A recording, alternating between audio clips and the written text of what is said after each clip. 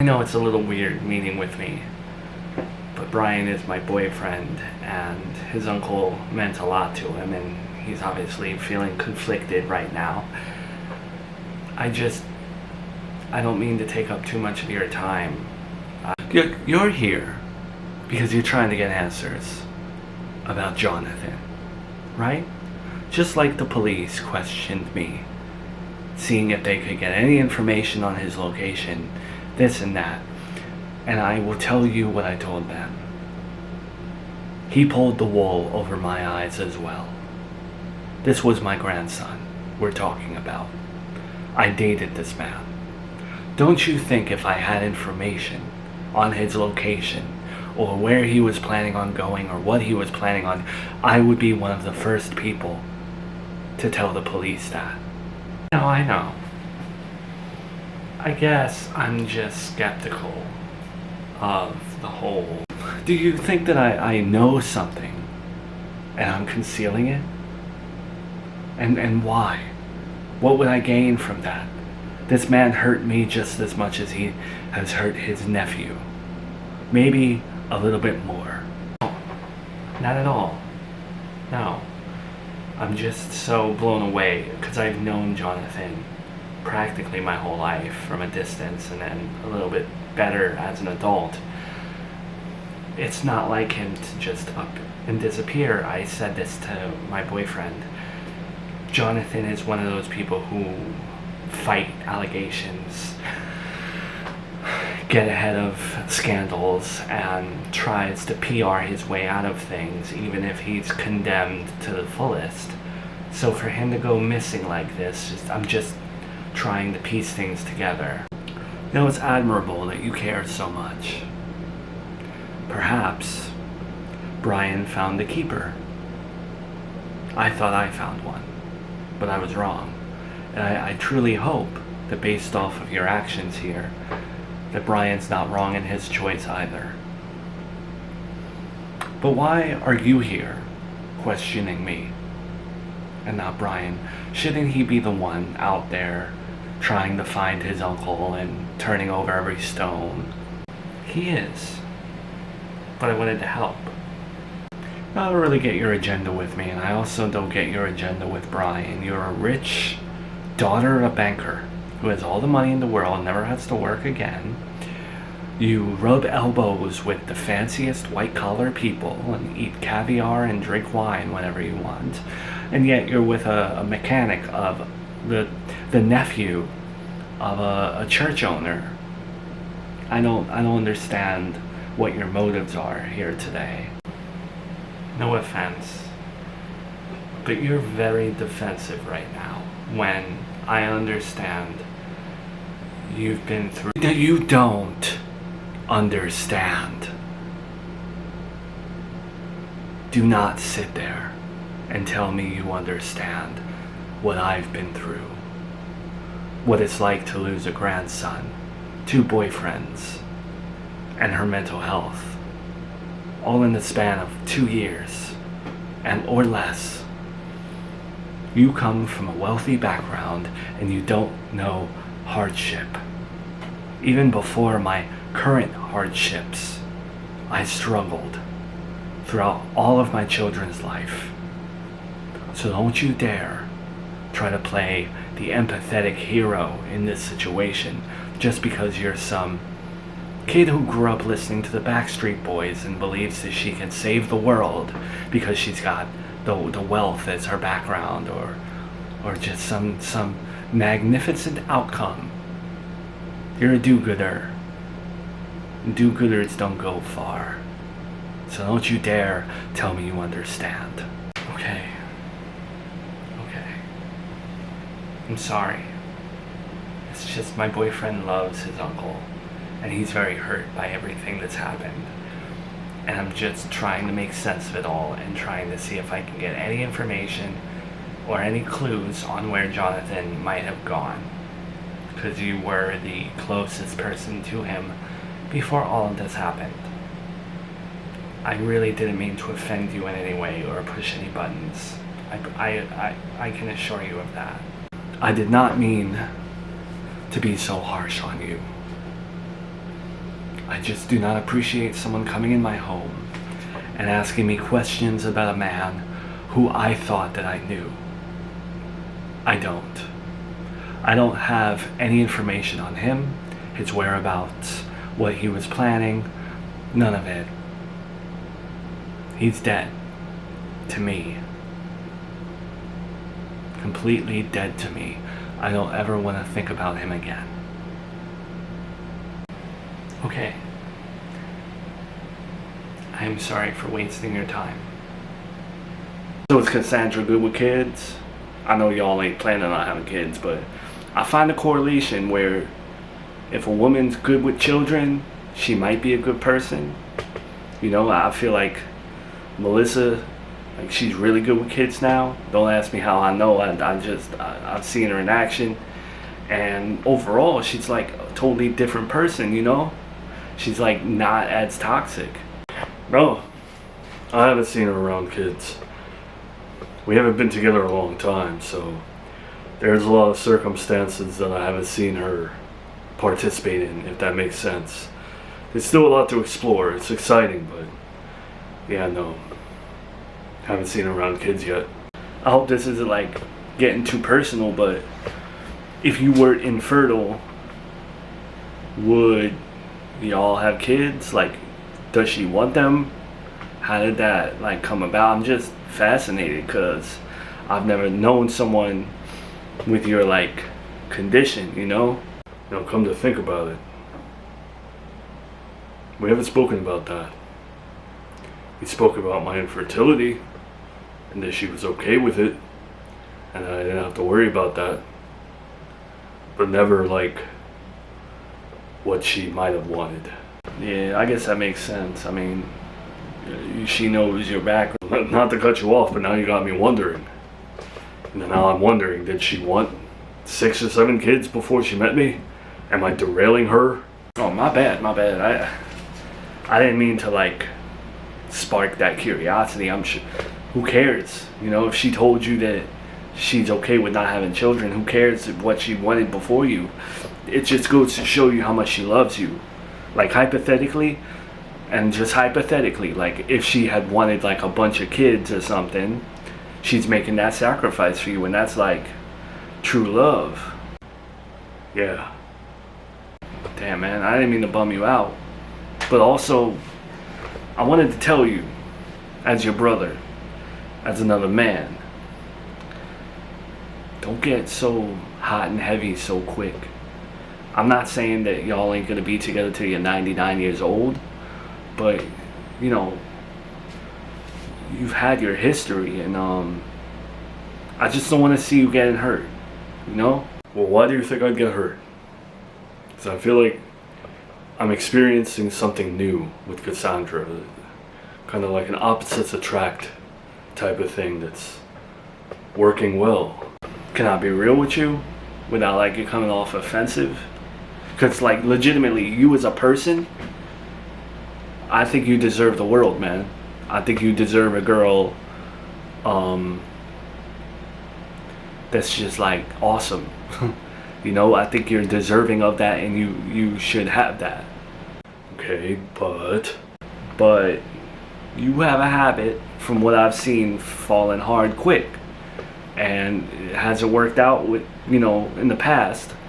And I don't think it's your fault. I don't think it's their fault. I just think like y'all in the past did not align, right? So I just want to make sure, as your brother who is invested in you now, who cares about you, that you're not investing in the wrong person, because y'all have similar backgrounds, but not really, you know? She comes from the family that she comes from. Well, I think she's different from them. You'd have to trust me on that. I know things about her that at this point even her family doesn't know. If you say so, man.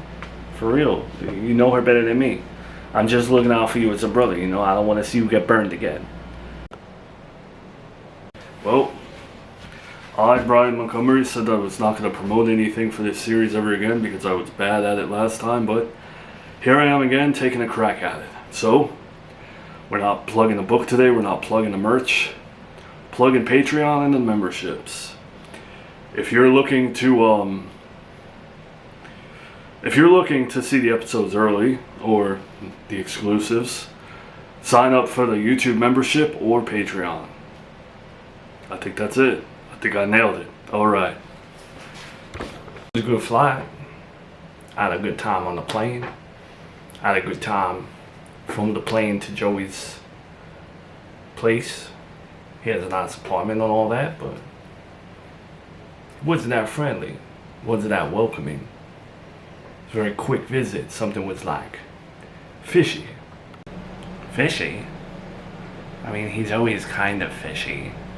That's just him, but what was wrong? What did you see? I ask you, you spoke to Joey lately? Have you been in contact with him in any way? You heard his voice or anything like that? No, I haven't really spoken to him that much. I spoke to him once after the babysitting incident because he called me to apologize, but other than that, nothing crazy. I don't mean to throw him under the bus or nothing like that, but I get the feeling he might be using again. Just by the way he was behaving. Using again? Don't tell me that. I was really about to trust him with Charlotte. And I really thought that he was changing. Now relax. I could be wrong. I could be jumping the ship here, jumping the shark. Just don't go by me. It's just something to take into consideration. His explanation for it was he's got grief. He's got weird tics because of his grief, PTSD type thing. Alright, I believe that more than him using, I guess. Because I can't see him relapsing like that. And when I spoke to him, he was so coherent, or as coherent as Joey can sound. Alright, I'm just saying, something was fishy. Something wasn't lining up when I was there. There was a weird vibe with it. He wanted me out the door quick. He didn't look like he was using or nothing like that. His eyes were clear. He was speaking very normally and all that, but every now and then he would look over his shoulder like that. He had a swallowing thing too. Yeah, that, if you're saying he sounded good and he was relatively, his usual self, then to me that sounds more like anxiety because he always had it. He would use video games to escape it, and that turned into drinking. But he had not weird, but just tics back in the day a little bit. So I can't see him relapsing. Well, my bad. My bad for assuming that it was a drug. Went back. That's funny. Full circle moment. Back when I did loss prevention for Kmart. You remember Kmart, right? My higher up, he told me, just because someone's acting funny or you think they might be drunk or something like that, don't assume that. They could have a medical condition or something. And hey, I did it with Joey. He clearly had stress. He's clearly grieving. My apologies. I hope he gets help. What we've both been through, I don't hate him. I don't love him. I'm indifferent, but in a caring way. I wish him the best. I hope he gets help for himself. Yeah, me too. He ain't stupid, and he likes to help himself, so. Do you think, after speaking to him, that he would be capable of watching Charlotte? Because you know how I'm on the fence about everything. You know how I try to make life as good for everyone as possible. Is he worth trusting? Sweetie, don't go by me. I don't know much. You see the mistake I just made. Maybe it's not a mistake. I don't know. You gotta be the judge for yourself. It's your daughter.